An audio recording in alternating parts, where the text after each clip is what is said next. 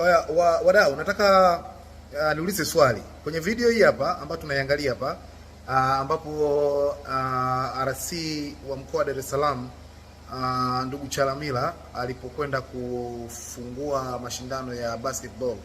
Sasa kwenye video hii hapa unamuona anapokelewa na mwana FA ambaye ni naibu waziri wa michezo kwa sasa hivi.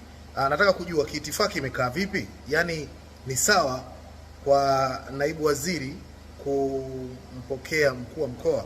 Kwa wale watu ambao wanafahamu masuala ya uongozi na taratibu na vitu kama hivyo, watujuze hapa, maana nimejiuliza maswali mengi sana alafu sijapata majibu. Je, ni sahihi kwa naibu waziri kufika kabla ya mkuu wa mkoa alafu kwenda kumpokea mkuu wa mkoa?